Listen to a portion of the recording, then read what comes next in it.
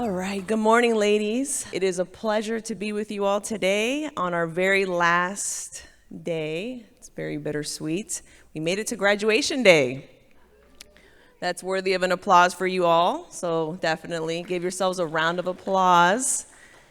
The commitment, the energy that was brought, definitely want to give you ladies a huge shout out because you guys were dedicated to your progress, to your healing, and we are extremely proud of each and every single one of you. So with that, we're going to get into it. We're going to be talking about the blessing today, also just a session of reflection. So the blessing, before we get into the slideshow, we're going to go ahead and define what the blessing is. If you're reading along, it's on page 187. The blessing, according to Tim Sledge, he defines it as the message that you are somebody, you are special, you are needed, you are wanted, and you are precious. It's really important to define what the blessing is because I think especially in today's culture, we can get caught up with the blessings, maybe financial blessings or the blessing that I just got a new car or a new house or whatever the case may be. But according to Tim Sledge, and we are combining the spiritual with the psychological, the blessing is simply that, the validation and the affirmation that you are enough, that you are somebody, that you are special, and you are needed. You are wanted and you are precious. All right, so it's very important that we understand what that first is. So with that being said, when we are growing up in a dysfunctional household, maybe our parents were not able to provide that blessing to us. And if you're following along, we're on page 189, and there are some reasons why that may happen. So we'll go over that this morning. So ways that dysfunctional families distort the blessing. Number one is that the blessing may always be slightly out of reach. And if you did your homework, you probably read the example of the horse that has the carrot dangled in front of him. You're constantly chasing some level of greatness to get the affirmation, the attention that you needed from your parents. I think there was an example in the book that suggests there was this person who had a report card, all A's and 1 A minus. And when she brought that report card home, the parent said, "What are you going to do about this A minus?" Which obviously that can be a dagger to any child. So the blessing may always be slightly out of reach. Another thing I want to talk about when we're talking about the blessing and what it is, I was given a phenomenal tool by a client about what children crave. And CRAVES is an actual acronym that I want you to write down. If you are a mother in here, you may find it beneficial for you. What children crave, the C stands for connection. Children crave connection. The R stands for responsiveness. In the counseling session, one of the greatest things that they tell us counselors is that we have to build rapport with our clients first. How do you build rapport with a client? Total responsiveness between two people. Responsiveness. Children need to know that you are able to respond to their needs and desires and wants. The A in crave stands for attention. They need your attention. In fact, if they don't get it, they demand it. Tantrums. I'm finding that out very quickly. The V stands for validation. The E for encouragement. And the S, craves, is for safety. And when we're talking about safety, we're not just talking about physical safety, that in the event that there was a home intruder who broke into your house, that you would get in the middle of your child and the bullet. We're talking about emotional safety. Do your children know that I can go to mom and I will be safe with my emotions, that she can conduct herself in a way that she won't throw a tantrum with me? that little tool right there, hopefully you can find it beneficial, is so important. Connection, responsiveness, attention, validation, encouragement, and safety. Those are the things that children need. And I would even suggest those are the things that we still need today when we're talking about the blessing. So the next thing moving forward, ways that dysfunctional families distort the blessing, is that the blessing may be conditional. He gives an example of a quote, says, "Play by my rules and I will affirm you. Break my rules and I will place you in emotional isolation." If you grew up in a dysfunctional, toxic household, I would suggest that maybe some of the blessings came with conditions. So you received connection only when you behaved a certain way. You were in the presence of your mom that was responsive when you brought good grades home. You received attention when you conducted yourself a certain way, etc., etc. The next one is the blessing may be partial. Maybe they affirm certain areas of your life, but not others. Maybe they approve of your job, but not necessarily your spouse. And then the last way that dysfunctional families distort the blessing is that maybe the blessing is given to one child and withheld from another. And this is huge in the Bible. We know the story of Joseph, if you're familiar. Joseph was the favorite. He received all of the blessing, all of the praise, all of the validation. He was so special. And how did the other siblings react? They did not like him very much. In fact, they put him in a hole and sold him into slavery, right? So those are the ways that dysfunctional families distort the blessing. And so now we're looking into our present, into our future of how we can actually get the blessing for ourselves. Steps towards healing. We're on page 192 through 193. The first step is to admit that you are still seeking the blessing. That is usually the first step in any counseling session, is to admit that there's been a drug addiction, admit that there's been a problem, admit that there's been some pride. The list goes on and on. If you can admit that, I have been going to my mom and seeking connection. I have been going to my mom and seeking attention and validation. That is step one. Page 192 has actually a short quiz, yes or no questions, in case you were wondering, am I actually struggling with this? Am I going to my parents or my siblings or my aunts and uncles looking for the blessing that they just can't give me? That's step one. Step two is to stop seeking the blessing where you cannot find it. Just stop it. We need to set boundaries for ourselves. In fact, the most powerful boundaries that we can set are the ones that we have for ourselves. Examples of boundary settings would be how much screen time you allow during the day, how you speak to your spouse, how you respond to them when they get home from work. And another one is where you receive the blessing. Where you receive the blessing. So an example of a boundary would be like this: I will no longer go to my mom for validation. Not to be confused with being prideful. If she gives it to you, if she has a coming to Jesus moment and she becomes healed and transformed and she gives it to you, that's another thing. But you will no longer go and search it from your mother. That is huge when it comes to boundaries. And then the last step is to look for the blessing where it can be found. And Tim Sledge provides some examples. You can go to friends, church, God would be number one. I love listening to the song The Blessing by Carrie Joby. I don't know if I'm saying her name right. Who's heard of that song before? Yeah. And it's based off of, I believe it's Numbers 6, verses 24 to 26. I'm drawing a blank on the song here, but it goes something like, "The Lord bless you and keep you. make his face shine upon you, and be gracious to you.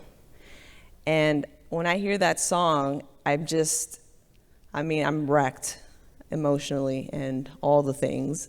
Sometimes I listen to it in the shower and I don't know if it's my tears or the rain. Anybody else been there before? Or the water. But going to God for the blessing, that he is my source. He is the one who affirms me. He is the one who validates me. He is the one who gives me all that I need.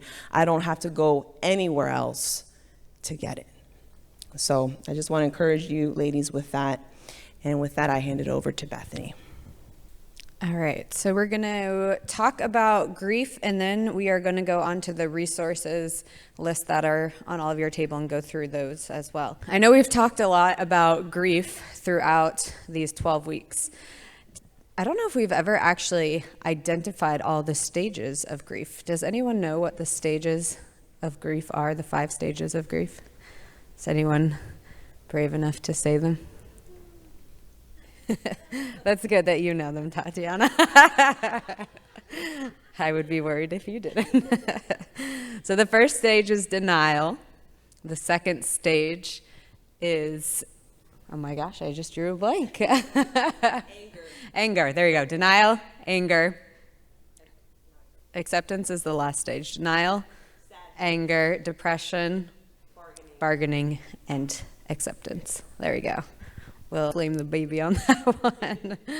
Denial is the first stage, and if you know anything about grief, if you've ever lost anyone to death or lost a relationship, denial is most commonly the first stage. With grief, it kind of ebbs and flows, so sometimes you experience all of them, sometimes one at a time, but usually the first one is denial, where you're still kind of just waiting for the person to appear. You're waiting for that phone call or the text from the person. So denial really is the first stage of grief.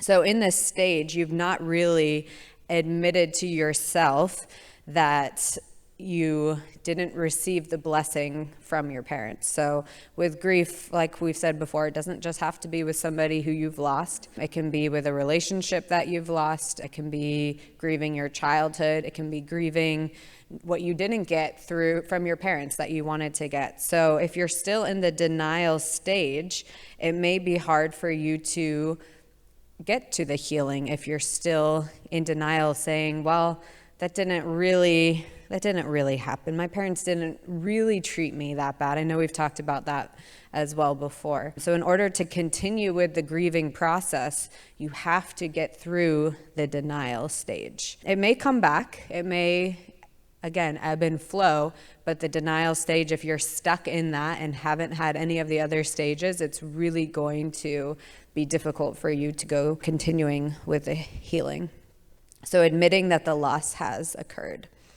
The next one is grief means that you can feel sad. So if you lose somebody, you're sad, right? And that's okay to be sad. I know you may not have heard that growing up, and Tatiana and I have tried to say it throughout these 12 weeks to validate those emotions that maybe you haven't gotten validated growing up, but it is okay to be sad about the loss of your childhood, about the dysfunction that you grew up with. If you lose someone, you feel sad, right? So it's the same thing if you are grieving your childhood. So acknowledge this feeling of sadness. Let yourself experience it. Don't just push it away. Admit that it happened and that you're sad, and then work through it. Another way you can work through this is finding in your body where you're feeling sad. So I don't know where there's different techniques. There's body scans, just sitting and kind of feeling, where am I feeling this emotion right now?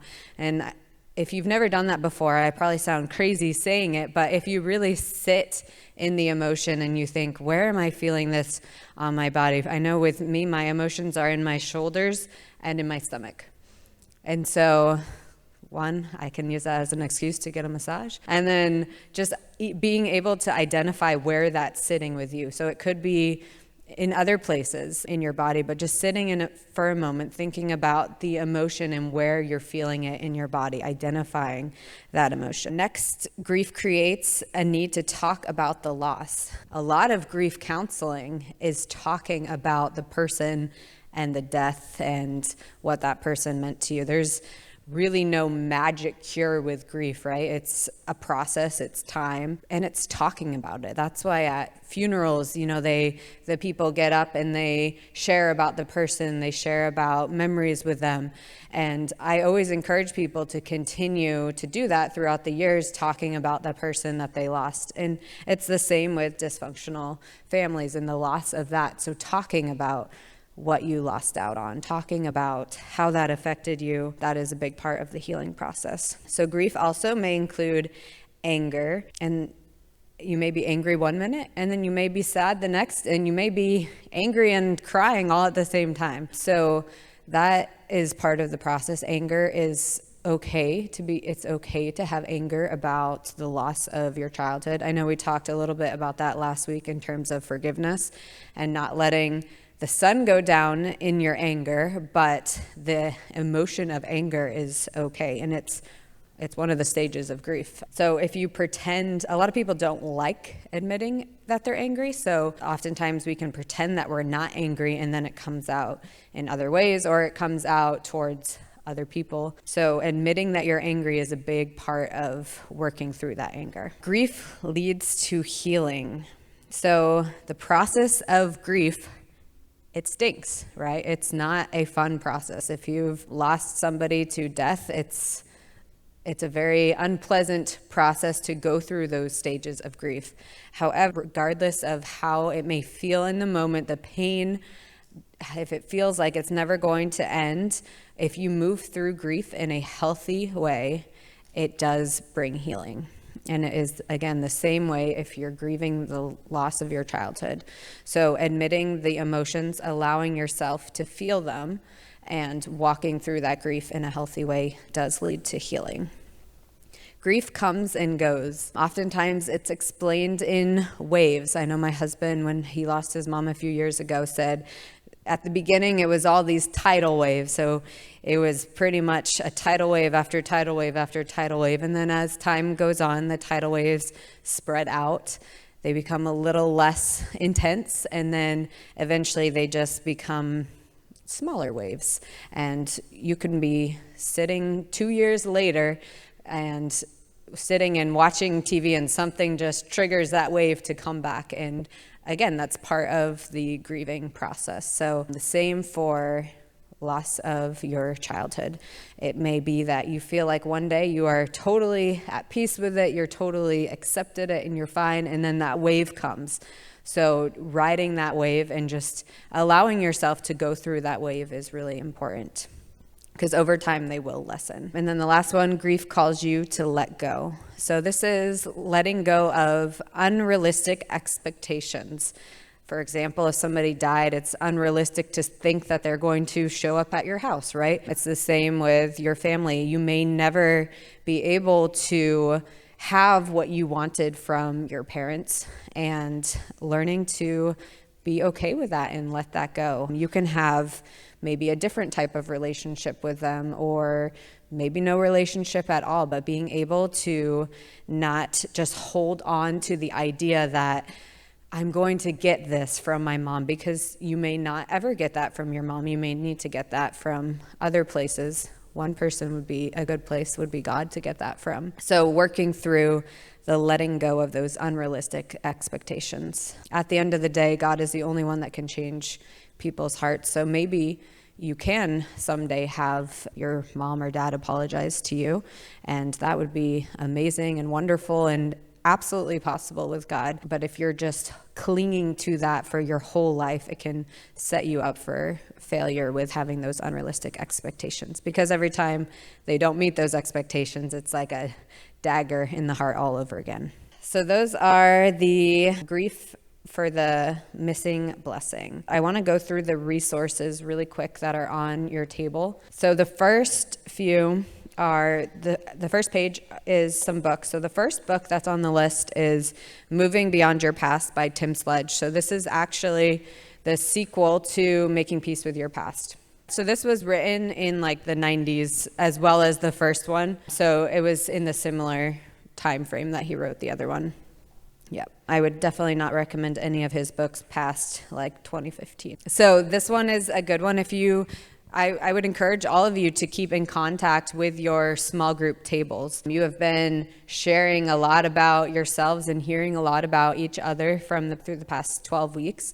So get each other's phone numbers, keep in contact with each other. These ladies have supported you throughout these 12 weeks, and I hope you've built some connections with each other. So this could be an option of something that you guys could keep doing together. You don't need to be a counselor to go through this material. If you want to go through it with your group, that could be, it's pretty laid out similar to this style, so you could definitely do this with your small groups. The second book is Adult Children of Emotionally Immature Parents. This is a really, really good book, really informative. And then the next one is The Gift of Imperfection, which also is a fantastic book. All right, Boundaries. I know we've recommended this book a lot. I cannot recommend this book enough. It's written by Henry Cloud, written from a Christian perspective, and it is a fantastic book on setting boundaries, internal boundaries, boundaries with other people. And so all of what we did is we gave you the title, the author, the description of what the book is about, and then the cover, just to make sure that you're actually buying the right book. The Body Keeps the Score is another one. Running on Empty. This one I am currently reading. I haven't finished the book yet, but this book is about people who come from emotional neglect. And it's a term that this author, Janice Webb, that she kind of created, and she's a counselor, and she wrote the book from, there's not a lot of information about children or adults who were emotionally neglected as children. So I'm about halfway through the book right now, and so far it's very, very informative. So I do recommend that one. And then the last two are It Didn't Start With You, and then When the Past Won't Let You Go. So I know we were asked to give you 10 book offerings, but we could only come up with 8 right now. So if we think of any in the future, we will send them out to you. And we will email this out to you in an electronic format as well. All right, so the next ones are the local counselors, and these are ones that all of these ones on the list I personally know. So I tried not to recommend counselors that I haven't personally talked with. So there's some other, if you call the counseling center, there's some others that are on our list, but they're not ones that I personally know. They're ones that maybe Bob or one of the other counselors know. So in terms of if they have openings, it depends on the person. I know Dr. Jack Miranda, I have not spoken to him in a few months, so I'm not sure if he has openings. Angela Gilmore, she's a licensed clinical social worker in Burke at the Burke Wellness Center, and I talked to her last week, and she said that she's going to be having some openings, like 2 openings in the fall, I believe she said. So that's what she told me 2 weeks ago. It could have changed by then, but that's what she said. Carla Medding, she's also with the Burke Wellness Center, and she's a licensed clinical social worker as well. She works a lot with adolescents, but she also does work with adults as well. So I think she told me when I talked to her about a month ago, and I think she said she doesn't have any more openings for adolescents, but I think she said she was going to have some openings in the daytime for adults if they could come in during the day. Al Nestor, he goes to church here, so I don't know if anyone knows him. He does a lot of marriage counseling, so he's kind of my go-to referral for marriage counseling. He's only doing virtual sessions. He's not doing in-person ones anymore. He had a huge practice for years, and he's nearing retirement age, so he is kind of just doing the virtual now. I don't even think he has a physical office anymore. But I do not know if he has openings. I have not spoken to him recently. And then the last one is Synergy Counseling. So I don't know if any of you have heard of Synergy Counseling, but Marianne Coad, she is the supervisor for Synergy Counseling and the owner. She's a licensed counselor. She has a bunch of interns and residents who work underneath her license. So interns are people who are getting their counseling degree. Residents are people who've gotten their degree and are working towards their hours. So Tatiana is a resident. And so she has, I want to say like 20 interns and residents under her. And so the residents cost more than the interns, and I know that most of the residents are full right now, but her interns, they only charge $30 for her interns, and I know that at least 2 of them have openings. Marianne is a Christian. Most of the counselors there are Christian, but they are not required to be Christian to work there, so that would be something that when you call, you would want to just make sure if you want a Christian counselor. But I want to say at least most of the ones I know over there are Christians, besides maybe 2 or 3 of them. So the residents charge about $150 over there, and the interns charge $30. And then I did not include the counseling center on here.